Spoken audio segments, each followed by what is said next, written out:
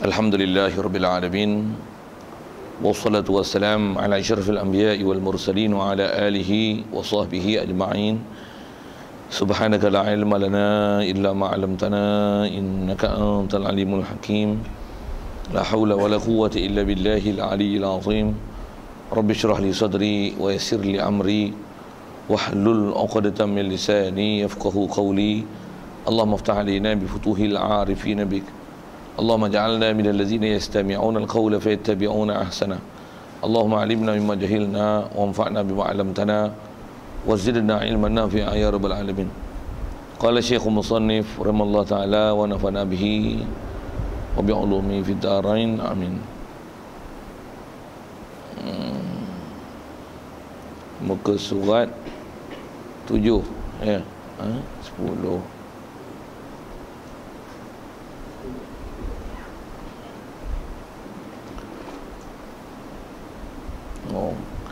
Kata musannif rahimahullah ta'ala,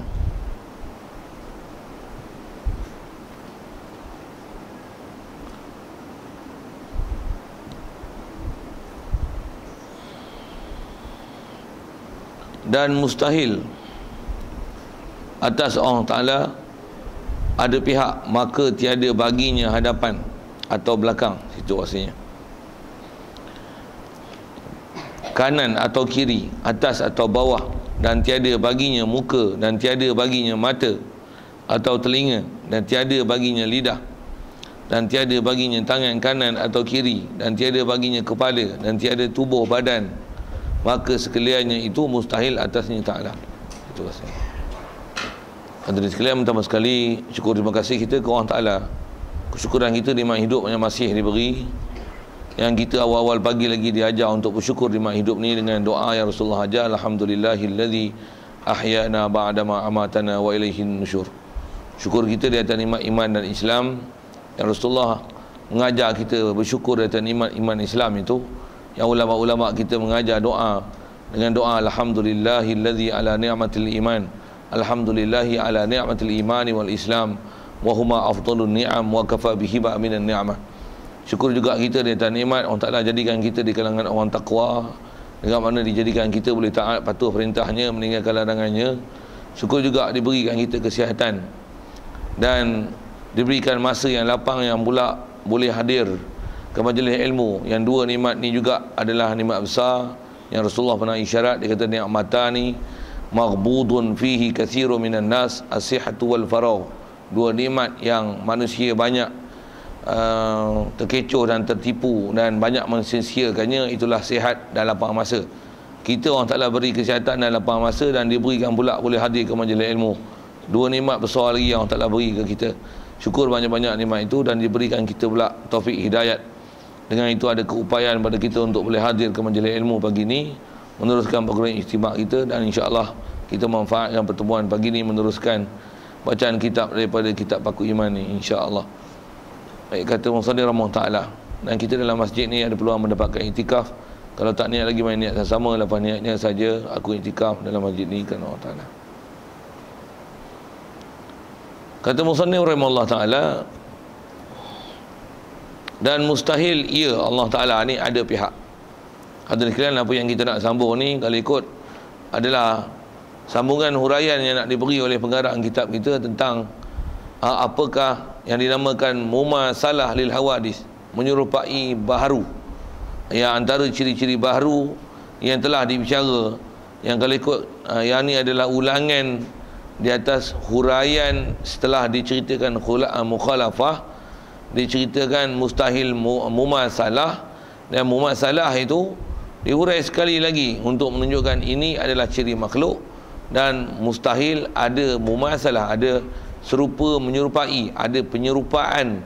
Apa-apa penyerupaan Allah ke makhluk, yang ini adalah ciri khas makhluk, yang kalau Tuhan berciri begini adalah mustahil, kerana ini adalah ciri-ciri penciptaan, ini adalah ciri-ciri makhluk, maka adalah mustahil perkara ini ke Allah Ta'ala. Antara yang telah kita bicara dulu yang terdekat adalah mustahilnya ada istilah jirim, jisim, jauhar firid dan arad. Kalau ikut itu adalah 4 istilah besar yang telah kita bicara, dan kita nak sambung hari ini insya-Allah tentang ayat dia kata dan mustahil ia Allah Ta'ala ada pihak. Baik. Jadi antara yang dinamakan mumasalah, menyerupai baharu, serupa menyerupai baharu, di atas disebut mustahil ke Allah Ta'ala ni, mustahil ada pihak. Jadi yang dia nak fokus adalah pihak. Istilah pihak ni kalau bahasa Arab disebut jihah. Pihak ni kalau nisbah yang boleh dihad dan disakatkan dan selalu disebut, pihak ni kiri, kanan, depan, belakang, atas, bawah. Kalau dengan arah mata angin, utara, selatan, timur, barat. Nak banyakkan lagi, barat laut, timur laut, barat daya, tenggara. Kan? Kalau nak banyak kan, banyakkan lagi, satu putaran 360 darjah. Ada bearing sampai 360. Tak faham sudah.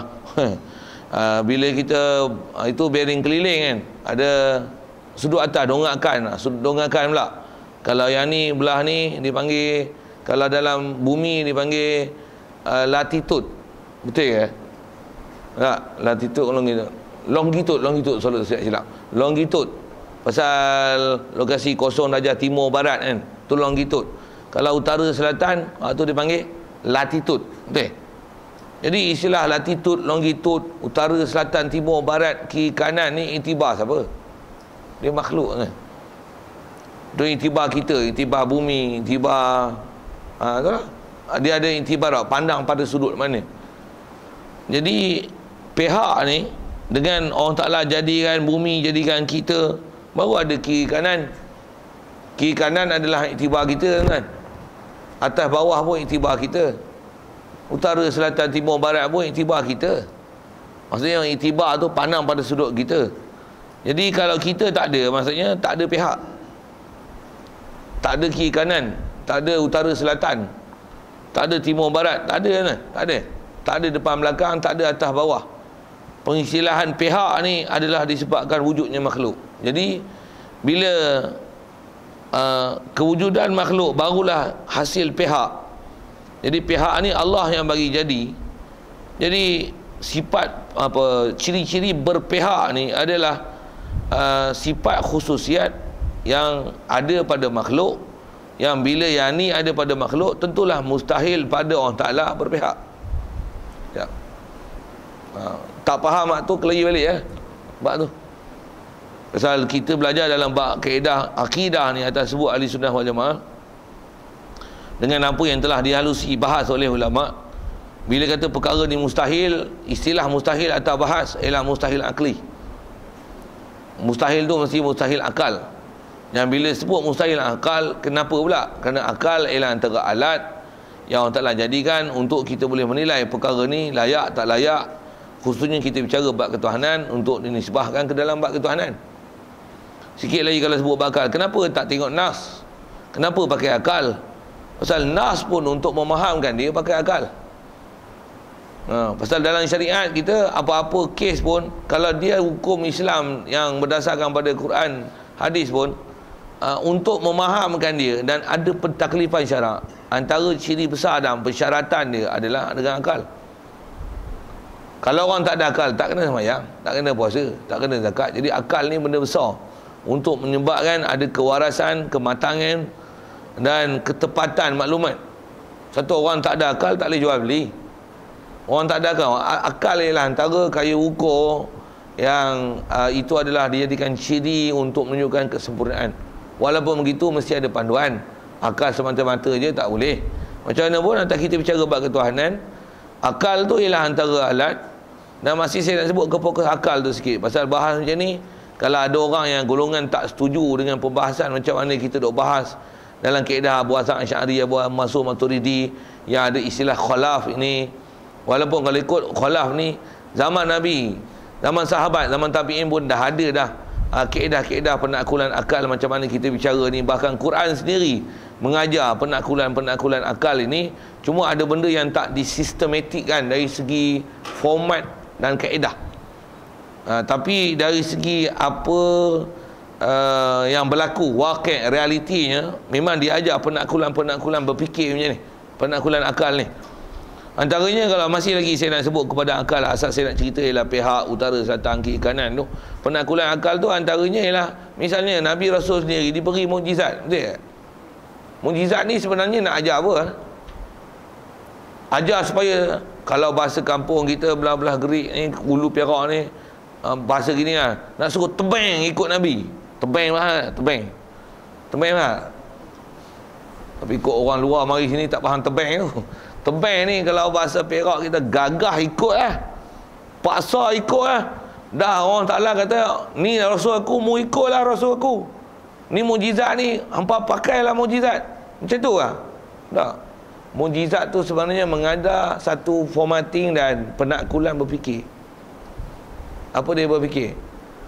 Manusia yang tak reti baca menulis tapi boleh mengeluarkan kata-kata yang bersastra, yang dia tidak pernah ada pendidikan sastra, boleh menceritakan ilmu, macam-macam ilmu, nak sebut pun tak pandai dia. Macam-macam ilmu, geografi, apa, astrologi, logi, geologi, apologi, embriologi, apologi, logi, kepalologi, zoologi. Dia tak pandai itu nak sebut ilmu. Punya banyak yang dia tak pernah ada pendidikan sains, tak pernah ada pendidikan matematik, tak pernah ada pendidikan astronomi. Jadi mukjizat yang ada tu nak mengajar apa? Kaedah berfikir. Manusia yang tak ada pendidikan macam ni tapi boleh mengeluarkan ilmu yang menceritakan perkara-perkara begitu. These miracles. Mengajar apa? Awak cerita apa? Berfikir. Use your sense. Use your kepala otak. Bahasa moden sikit lah. Moden, bahasa kampung. Moden tu sense lah. Gunakan bahasa Inggeris. Use your sense. Fikir. Betul juga. This is logika. This is logic. Inilah penakkulan akal. Inilah kalau kita sebut atas falsafah, inilah yang dema tu Wahabi lah. And the gang momok kan. Kita belajar akidah macam ni, yang dia kata yang ni adalah falsafah. Mereka je dah benci, tak suka, dia katakan falsafah. Padahal satu penakkulan berfikir yang cukup mantap, yang siapa berani argue dalam bab itu. Kalau argue bodoh, itu aja. Siapa yang nak argue tentang, kita bicara dulu jirim, jisim, jawhar, arat, dan kita duk bicara bab pihak ni, dan saya sedikit bawa pada penakkulan akal dari sudut kaifiat berfikir. Mukjizat orang Ta'ala bagi adalah supaya berfikir dengan menggunakan penakkulan akal, bukan istilahnya gagah beriman, bukan. Satu tengok kisah Nabi Musa misalnya, masih cerita mukjizat. Allah Ta'ala bagi mukjizat kat Nabi Musa, tongkat dia boleh jadi ular. Zaman tu berapa ramai orang boleh buat tongkat jadi ular? Tali boleh jadi ular. Nabi Musa pun boleh buat tongkat jadi ular. Tapi cuba tengok apa yang berlaku pada Nabi Musa dengan apa yang berlaku pada ahli-ahli sihir lain. Yang lain panggil ahli sihir, tapi Nabi Musa bukan ahli sihir. Pasal apa? Use your sense. Use your kepala otak again. Pasal apa? Mengajar berfikir. Ahli sihir, pasal apa dia panggil sihir? Pasal apa kebolehan yang ada pada mereka menukarkan tongkat dan tali yang ada pada mereka menjadi ular adalah benda yang boleh dipelajari, boleh dibuat. Tok guru pakar-pakar sihir lawan dengan Nabi Musa, dia kata apa? Yang ni innahu laisa minas sihr, ini bukan sihir. Dia boleh fikir ya? Sihir aku tahu, aku tok guru besar, aku tahu sihir. Tahap mana sihir? Di mana kamu membuat sihir? Takat buat ular pun aku boleh buat ular bodoh-bodoh je. Berpuji bahasa itu. Dengan ilmu yang aku ada, kepakaran yang ada pada aku boleh buat takat tu ya. Tapi macam ni aku bayar, ni luar kemampuan sihir. Ini bukan sihir.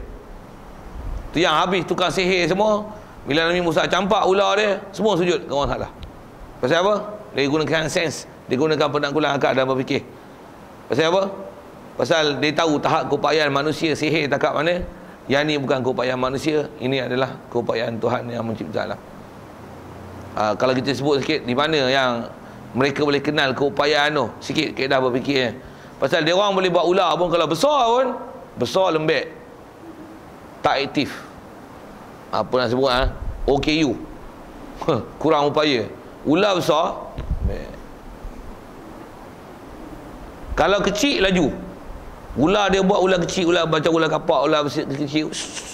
Tapi kalau dia buat ular besar, ular Nabi Musa, ular besar, laju. Yang ni bukan keupayaan manusia. Sihir tak boleh buat.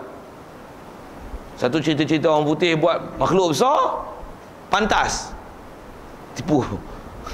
Kartun. Kartun. Cerita kartun boleh buat lah kan. Dia buat anaconda lah, telan orang. Game handset pun ada kan. Ada cerita ular telan orang kan. Sikit lah cerita gitu, cerita kartun sikit. Saya cerita apa? That is cartoon, you know. Apa bahasa kartun? Maksudnya satu fantasi yang dia nak buat betul. Tapi kalau tengok dari segi hukum adat, this is a creation yang menyalahi fakta hukum adat. Akal menerima munasabah, tapi di luar keupayaan. Di luar keupayaan. Yang ni tukang sihir tengok ni. Dia gunakan sense dia, dia gunakan penaklukan akal dia. Ini bukan manusia biasa. Mesti ada bantuan satu kuasa yang sangat hebat menyebabkan dia jadi gini. Amanna bi Rabbi Musa wa Harun. Kami beriman dengan Tuhan Nabi Musa dan Harun. Semua sujud. Faqa'u lahu sajidin. Semua ahli sihir semua sujud. Firaun tak sujud. Sikit cerita ke sana lah. Nak cerita asal bukan nak cerita ke Firaun tu. Nak cerita penaklukan akal. Semua bab mukjizat adalah ajar penaklukan akal dan berfikir. Nak ajar apa? Saya nak ajar berfikir, akal. Pasal kita sedang berbahaskan perkara berfikir. Pihak adalah sifat yang khususiat makhluk. Siapa yang kata pihak ni juga ada ke Tuhan, silap. Maksudnya dia telah menyamakan pihak ke Allah Ta'ala. Yang ni yang kalau kita tengok Wahabi ni, memang ada ke depan ni. Antaranya bab muka, bab mata. Kalau Wahabi dia mengatakan muka layak ke Allah Ta'ala. Kalau kita mengikut kaedah ahli sunnah, mengikut atas bahas istilahnya yang dipanggil ahli sunnah, mengikut Abu Hasan Asy'ari dan Abu Mansur Maturidi, muka dengan mana juzuk dan anggota adalah mustahil pada Allah Ta'ala. Tapi ada golongan yang dia memunasabahkan, mengatakan muka yang layak dan muka tu dengan makna juzuk dan anggota.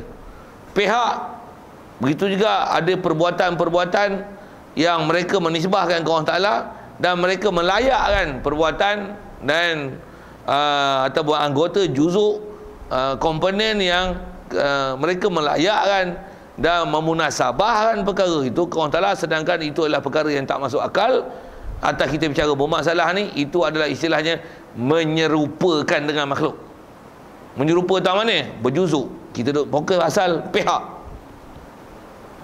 Beranggota. Istilahnya nanti akan ada istilah jisim, johar. Perkara tu adalah istilahnya mumasalah, menyerupakan dengan baharu. Mereka membuat satu kiasan berfikir, kata begini, Allah Ta'ala mendengar, kita mendengar. Tu boleh? Allah Ta'ala mendengar, kita mendengar. Tu kita mendengar cara kita, Allah Ta'ala mendengar cara Allah. Untuk kita ada muka, Allah Ta'ala pun ada muka, muka Allah. Munasabah. Okey tak? Betul tak logika berfikir? Jadi yang kita kena faham di mana silapnya Wahabi sini. Atau bahas ulama ahli sunnah wal jamaah, ulama-ulama kita bahas dulu sini lah kesilapan Wahabi, yang ulama kita duk lawan Wahabi sini. Kita kalau bincang masalah mendengar, kita mendengar, Allah Ta'ala mendengar. Tapi mendengar kita adalah cara kita mendengar Allah yang layak dengan Allah Ta'ala.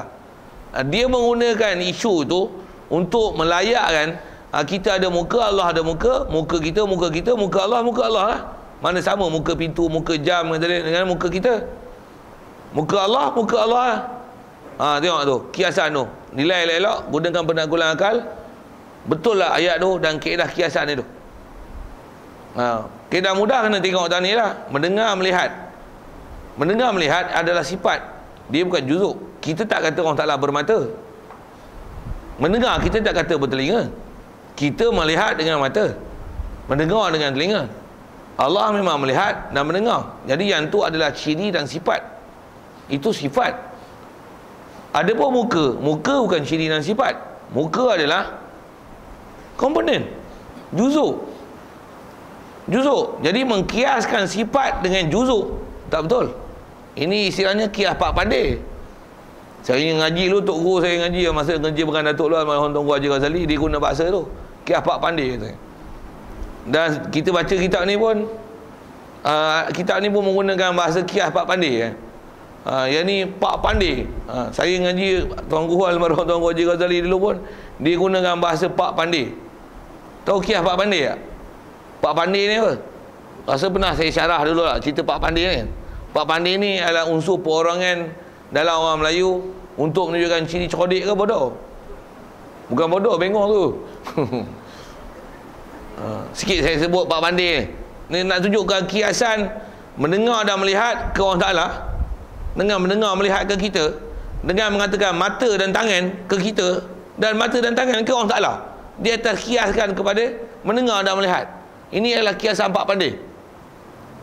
Di mana Pak Pandey? Pasal nak sebut mendengar dan melihat adalah sifat, mata dan muka dan tangan adalah juzuk dan anggota. Di situ Pak Pandey. Di situ Pak Pandey. Kita tengok Pak Pandey sikit, cerita Pak Pandey. Asal nak sebut ialah supaya betul cara berfikir, dan ulama telah mengajar kita cara berfikir dengan sangat tepat. Supaya kita jaga jangan kita orang yang tambah yang kerana ilmu tak lengkap ni, kita akan tersalah dalam iktikad, apatah lagi diwar-warkan dengan fahaman-fahaman Allah bertempat, Allah di langit, Allah di arasy, atau Allah bermuka, Allah bertangan, Allah bermata, Allah berkaki, Allah pun turun, Allah pun berpindah ke sana kemari. Buruknya bahasa gitu nisbahkan ke bab ketuhanan. Bab buruk tu pula mustahil satu hal. Bahkan salah i'tiqad dia boleh mengakibatkan kufur. Kufur tu tak maaf lah, walaupun dia kata Tuhan dia Allah, tapi mengiktikadkan Allah dengan ciri-ciri dan sifat yang salah, yang tak betul. Salah tu. Kita pun ajar ni, saya nak ajar anak sebut ni pun dah penat kulang akal dia. Kita cerita Pak Pandey. Pasal Pak Pandey ni antara ciri bodoh dia, saya ngaji dengan almarhum Tuan Khoja Ghazali dulu, ada satu cerita, mungkin cerita ni baca dalam buku tak jumpa. Cerita Pak Pandey panggil Tok Imam, panggil Tuan Haji, ni berjanggut kan, yang ni pakai kopiah. Waktu banyak buku dalam buku. Ni cerita yang tak ada dalam version buku. Apa dia? Cerita menyeberang sungai. Pasal dia ni memang masyhur kerja cerita cari kayu api.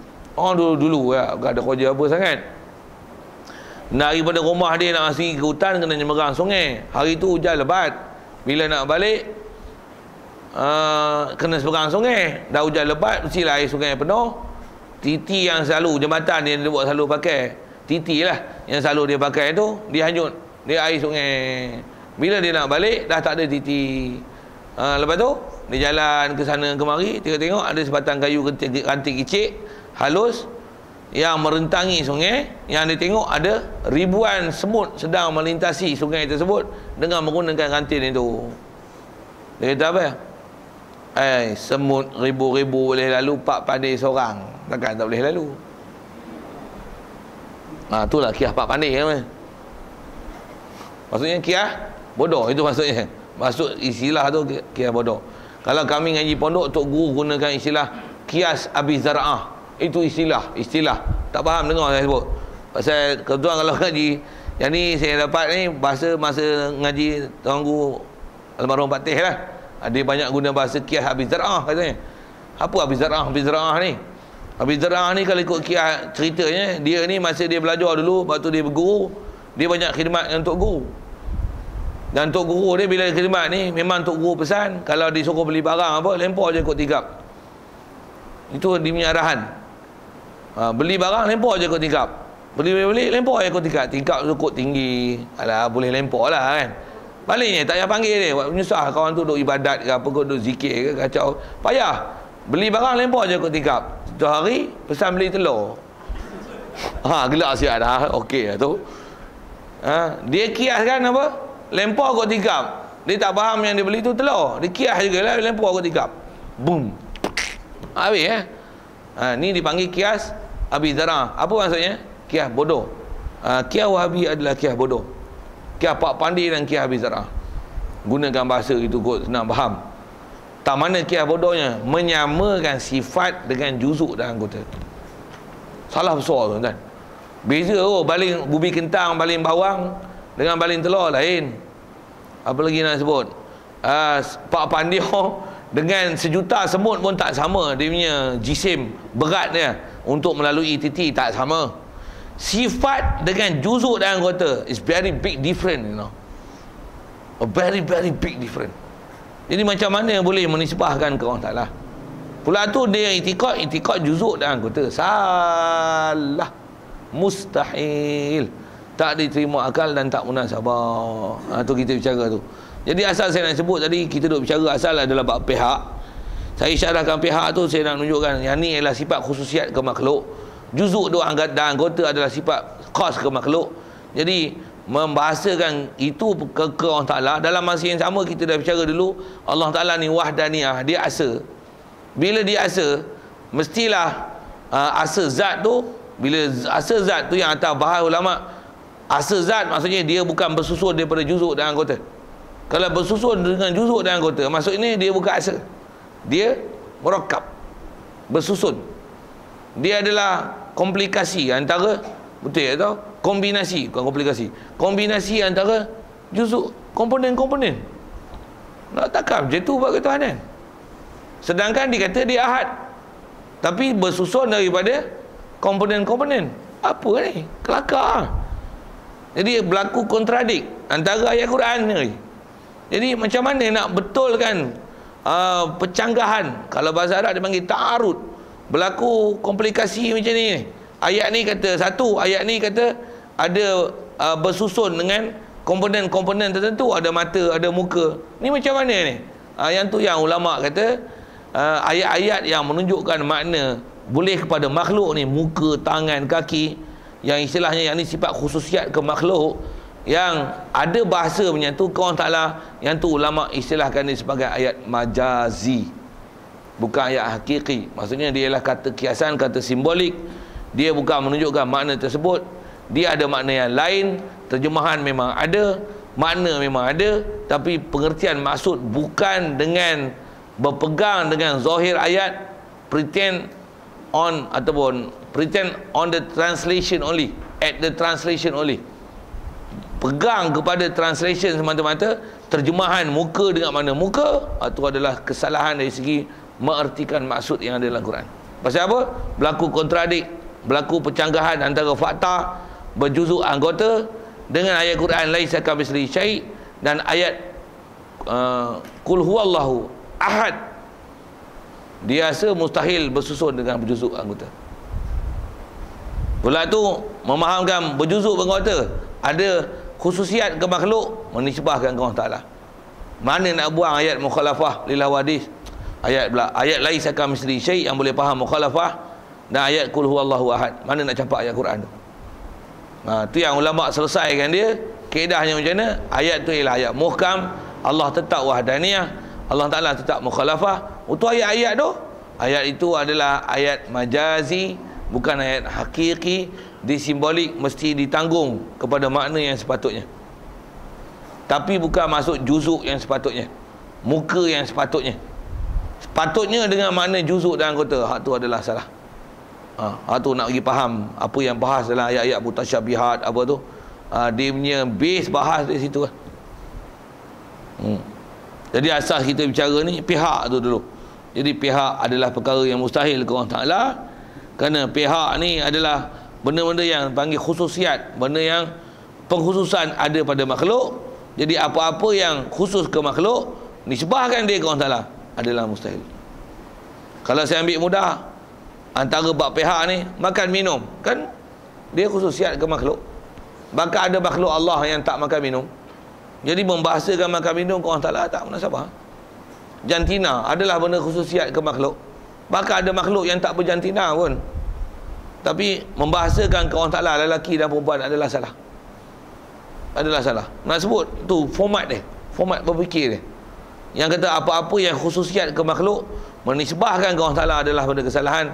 Itu istilahnya memumasalahkan, maksudnya memisilkan, menyamakan, mencirikan persamaan makhluk ke Allah Ta'ala.